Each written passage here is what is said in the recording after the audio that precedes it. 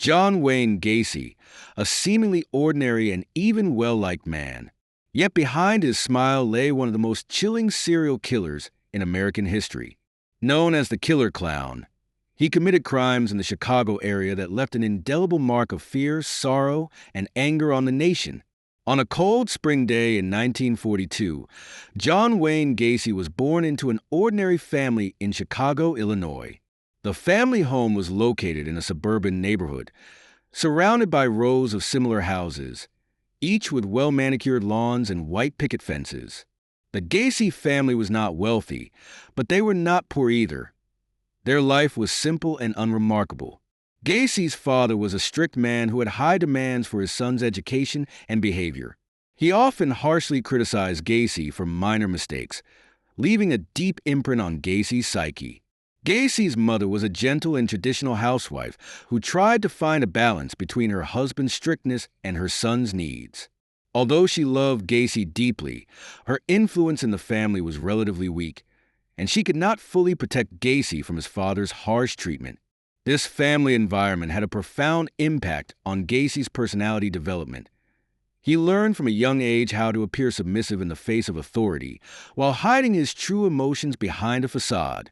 Gacy's childhood was not filled with the carefree laughter that other children enjoyed. He was often alone and not particularly popular in school. His grades were average, and he showed no particular talent or interest in anything. However, Gacy had a secret hobby: painting. He found an escape from reality on the canvas, expressing his emotions through colors and shapes. This hobby became an important pillar of his childhood and the only domain where he could express himself freely. As he grew older, Gacy began to show more social ability. He joined the school's drama club and developed a keen interest in performing. On stage, he could be anyone, escaping his ordinary life. He found that he could gain the attention and recognition of others by playing different roles, which brought him satisfaction. Gacy's talent for performance gradually earned him some fame in school, and he began to enjoy the feeling of being the center of attention. After graduating from high school, Gacy did not choose to go to college, but instead joined the military. In the military, he underwent rigorous training and learned discipline and obedience. This experience further reinforced his ability to hide his true self.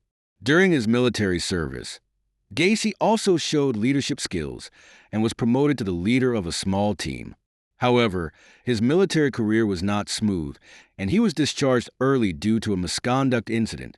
After being discharged, Gacy returned to Chicago and began his civilian life. He used the skills he learned in the military to start working in construction. His serious work attitude quickly helped him stand out in the construction industry. Soon, he established his own construction company, and his business grew larger and larger, making him a well-known businessman in the community. Gacy's success earned him respect and recognition in the community, and he began to actively participate in community activities, trying to shape a positive image.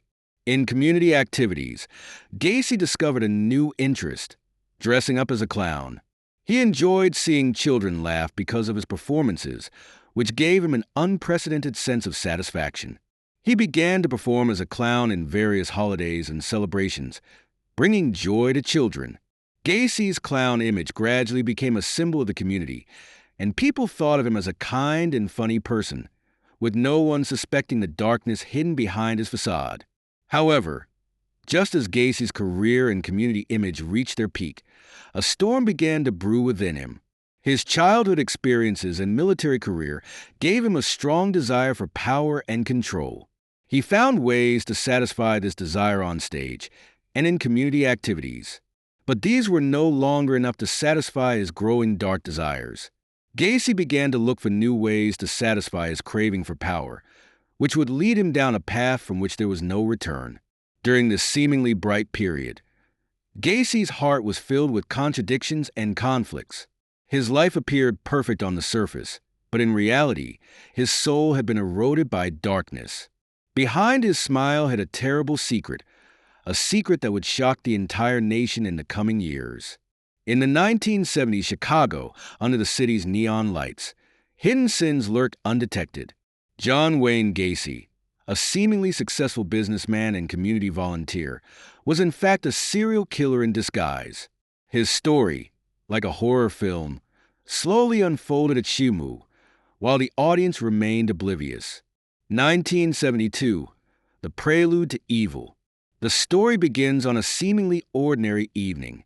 Gacy's construction company had just completed a major project, and he was celebrating at a local bar. Alcohol and success swelled his confidence, leading him to seek new thrills. At that moment, a young homeless boy entered the bar, his eyes reflecting a longing for the unknown and a sense of helplessness with reality. Gacy noticed the boy and decided to extend a helping hand. Gacy easily won the boy's trust by offering work and shelter. Under the influence of alcohol and sweet talk, the boy followed Gacy back to his home, a typical suburban residence that appeared warm and safe on the outside.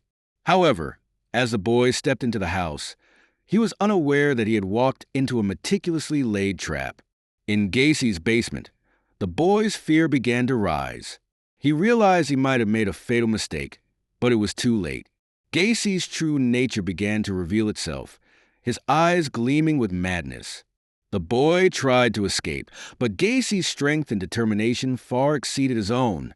After a fierce struggle, the boy's life came to an abrupt end in Gacy's hands. Gacy felt an unprecedented thrill and satisfaction. He realized he had found a new way to satisfy his cravings for power and control. He began to plan how to cover up his crimes and how to find his next target. He knew he needed to be more cautious and astute to avoid detection by the police. 1973. The Spread of Evil.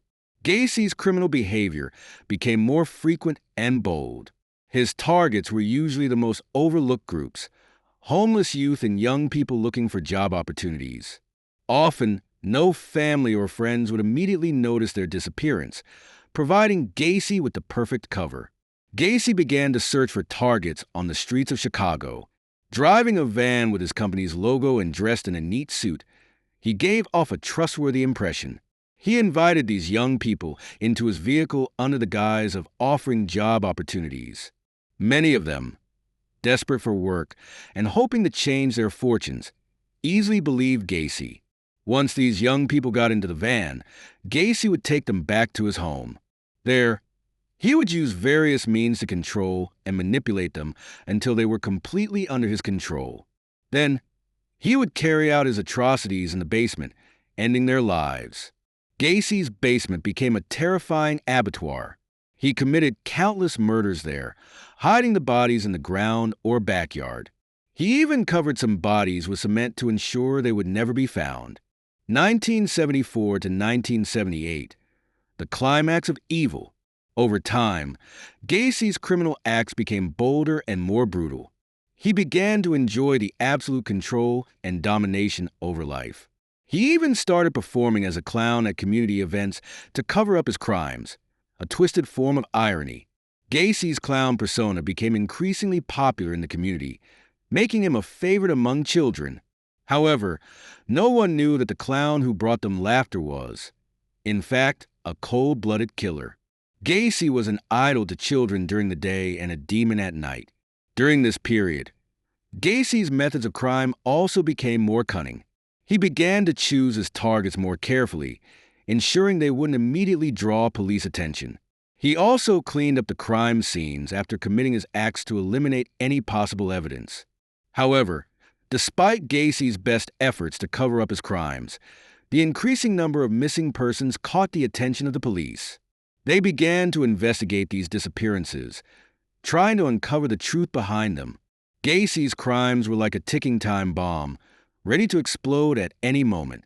He knew he had to be more careful, but he couldn't suppress his craving for kill. His heart was filled with contradictions and conflicts, but he was already unable to turn back. The beginning of this story is how Gacy transformed from a seemingly ordinary businessman into a cold-blooded serial killer.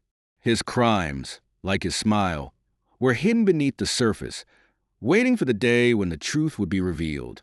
December 1978, a shocking discovery. As the calendar turned to the last page of 1978, the winter in Chicago was colder than in previous years. On the streets, people bundled up in their coats, hurrying by without noticing that a horrifying secret was about to be revealed. On December 11th, a teenager named Robert Pius went missing, leaving his family in a state of jalgi desperation, searching everywhere.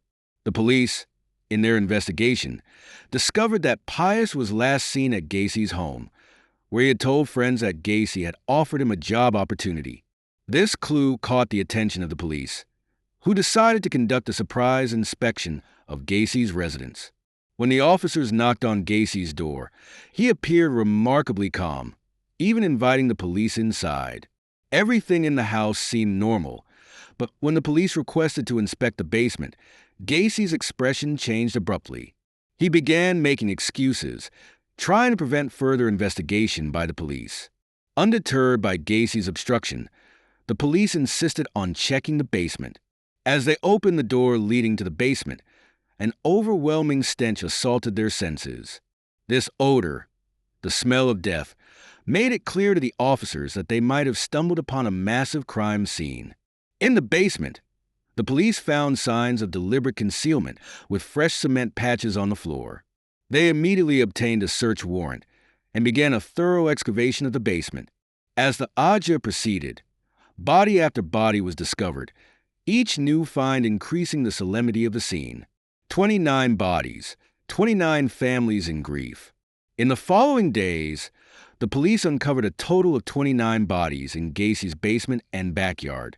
These young people, some homeless wanderers, others teenagers seeking job opportunities, had met their end here, their lives brutally cut short. The discovery of each body was a shock to the officers and a challenge to the conscience of society. With the revelation of the bodies, Gacy's crimes were fully exposed. He was no longer the respected businessman, nor the clown who brought laughter to children. He was a cold-blooded serial killer. The news spread rapidly across Chicago and the entire United States, leaving people in shock, anger, and fear, unable to believe that such a demon had been hiding among them. Gacy was immediately arrested and charged with multiple counts of murder. His mugshot was widely circulated by the media, his once trusted face now a symbol of terror. Gacy's family and friends could not believe it was true. They could not reconcile this kindly man with the heinous crimes attributed to him. The grief and anger of the victims' families. For the families of the victims, the news was like a bolt from the blue. Their children, their loved ones, their friends had vanished without a trace, in such a cruel manner. The families gathered outside Gacy's home, weeping, furious, and desperate, demanding justice and an explanation. With the identification of each body, the hearts of the families were torn as if by a knife. Their children, once so full of life, were now cold, lifeless bodies. They could not accept this reality. They wanted to know why their children had suffered such a fate. Police and forensic teams worked around the clock to identify each victim and notify their families. It was a daunting task, a heavy responsibility. Each notification was an emotional torment. The grief and anger of the families steeled the police's determination to bring Gacy to justice. The social response and media frenzy. Gacy's crimes shocked society, and the media covered the case extensively. Newspapers, television, and radio were all discussing the case.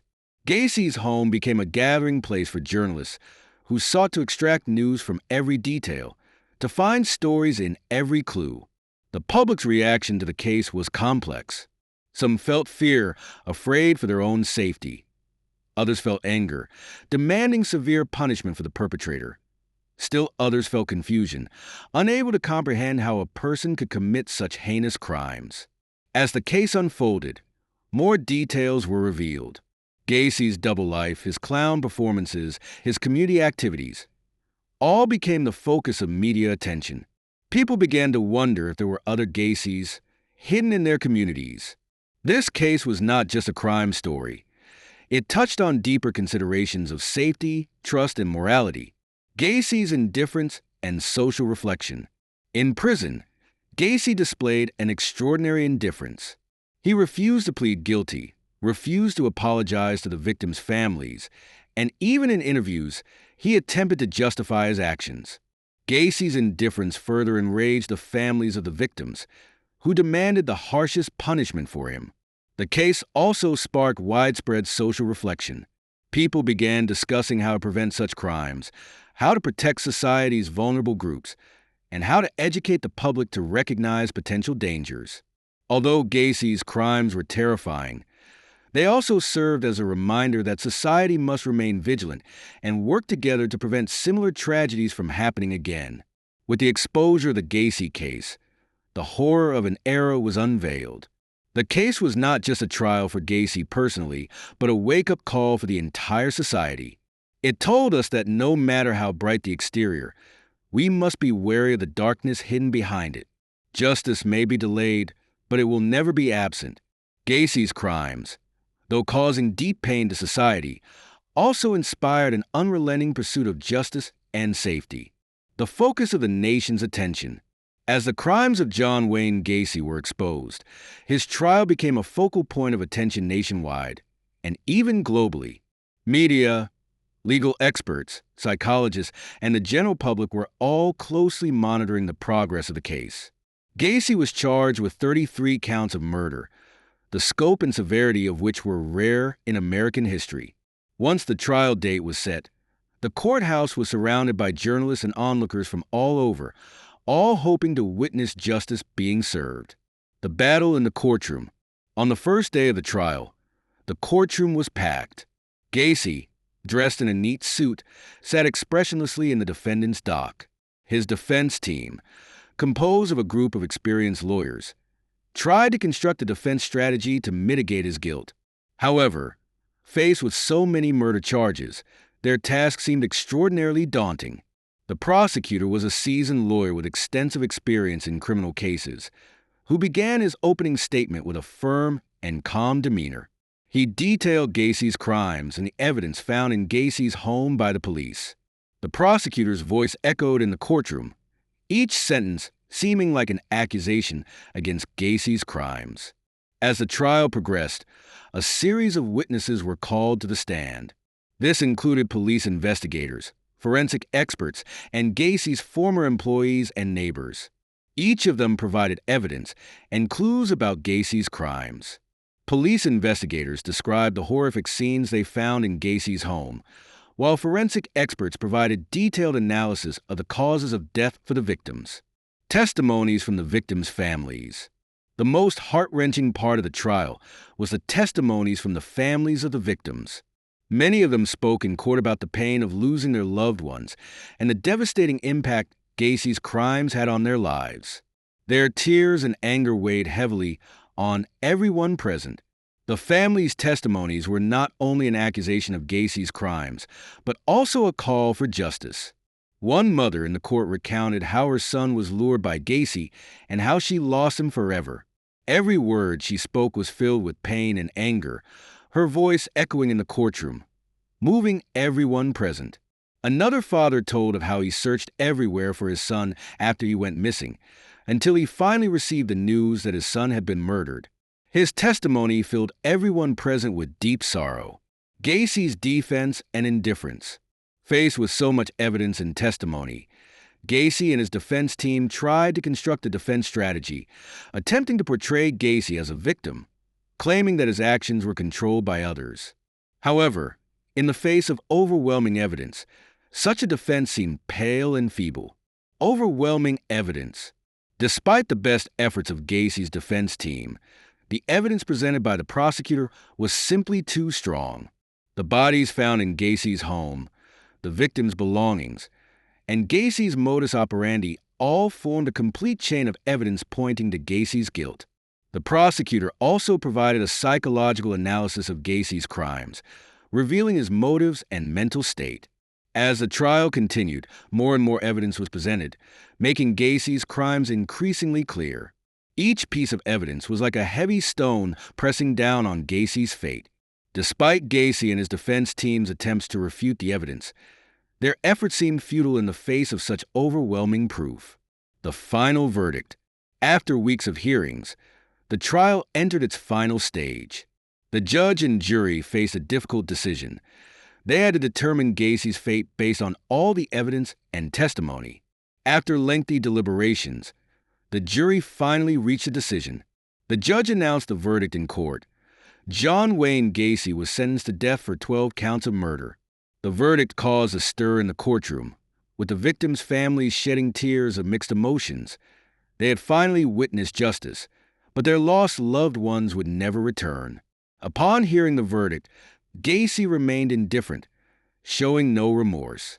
His eyes even revealed a sense of defiance, chilling everyone present. Gacy's indifference was not only a denial of his crimes, but also a challenge to justice. The realization of justice and reflection.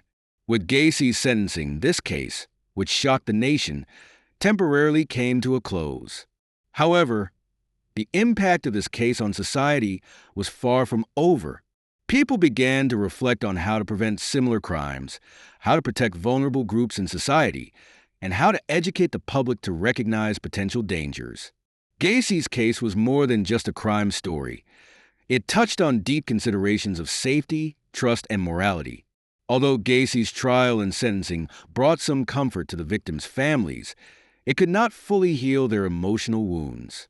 The case served as a warning, reminding society that it must remain vigilant and work together to prevent similar tragedies from happening again. With the trial and sentencing of the Gacy case, the horror of an era was brought to an end. The case was not just a trial for Gacy personally, but also a wake-up call for the entire society. It taught us that no matter how bright the exterior, we must be vigilant against the darkness hidden behind it. Justice may be late, but it will never be absent. Gacy's crimes, though causing deep pain to society, also inspired an unrelenting pursuit of justice and safety. The loneliness of death row. With the conclusion of the trial and the pronouncement of the death penalty, John Wayne Gacy was transferred to death row to await his fate. Death row is a place filled with despair and loneliness, where high walls and iron bars isolate everything from the outside world, leaving only endless waiting and reflection. Gacy was confined to a small solitary cell, facing the cold walls and an unending silence every day. During his time on death row, Gacy's life became monotonous and regular. He was served meals at set times and occasionally allowed to walk in a small exercise area. He no longer had the clown makeup or the businessman suit, only a prison uniform with his inmate number printed on it. His name and past identity held no meaning here. He was just a prisoner awaiting execution. Refusal to confess and show remorse. Despite facing the threat of the death penalty, Gacy always refused to confess and show remorse. He insisted on his innocence, claiming he was wrongfully accused. He even gave interviews in prison, trying to spread his views through the media. However, as more evidence was disclosed, his claims became increasingly unbelievable. Gacy's behavior in prison was also puzzling. He sometimes displayed a strange calmness and confidence, as if he believed he could ultimately escape the death penalty. He even continued his hobby of painting in prison, creating some works that were later used to raise funds to help the families of the victims. Confrontation with the victims' families. In the months leading up to his execution, Gacy was allowed to meet with some of the victims' families. These meetings were filled with tension and anger. The families wanted to hear Gacy's apology and admission of guilt, but Gacy still insisted on his innocence. His attitude caused the families even more pain and anger. They could not understand why Gacy was still unwilling to admit his mistakes at this point. These meetings were also a form of torture for Gacy. He had to face the consequences of his crimes, and the families shattered by his actions. However, even under these circumstances, he did not show genuine remorse. His indifference and stubbornness left the families feeling hopeless, and they began to realize that they might never receive an apology from Gacy. Preparations for the execution. As the execution date approached, the prison began preparations for Gacy's death. The process of carrying out a death penalty is complex, involving legal procedures, medical procedures, and security measures. Prison officials had to ensure that everything was done according to the law and that the execution process was as humane as possible. Gacy appeared unusually calm during this time. He did not show fear or anxiety, as if he had already accepted his fate. He even established a strange relationship with some prisoners and guards in prison, some of whom expressed sympathy for him, even believing he was wrongfully accused. May 10, 1994. Execution of the death penalty. May 10, 1994, is a day destined to be remembered. On this day, John Wayne Gacy's death penalty was carried out. He was taken to the execution chamber, where a lethal injection device awaited him. The execution process was swift and painless, but for Gacy, it marked the end of his life and his crimes. Before the execution, Gacy was allowed to say his last words. Instead of choosing to apologize or express remorse, he uttered a cold and disdainful phrase, "Kiss my ass." This statement reflected his unchanging evil nature to the very end and forever fixed his image on the pillar of historical shame. As the injection proceeded, Gacy's life gradually faded away. His body gradually became limp, his breathing weak, and finally ceased. With his death, this devil finally disappeared from the world, but the crimes he committed still cast a shadow over the hearts of countless people. Social reflection and lessons. Gacy's death did not end the discussion and reflection on his crimes. His case became a subject of study in the fields of criminology, psychology, and law. People tried to find answers from his case, trying to understand how a person becomes a serial killer and how to prevent similar crimes. Gacy's case also sparked a debate on the death penalty. Some people believe that the death penalty is a necessary means to combat such serious crimes, while others believe that the death penalty is inhumane and that other forms of punishment should be sought. Gacy's execution became a focal point in this debate. As time passed, Gacy's name gradually disappeared from the headlines, but his crimes and the victims' suffering will never be forgotten. His case serves as a warning, reminding society that it must remain vigilant and work together to prevent similar tragedies from happening again. Although Gacy's death put a period to his crimes, for the families of the victims, their pain will never disappear. They lost their loved ones in their normal lives. They must continue to face a world without Gacy, but also a world forever affected by his crimes.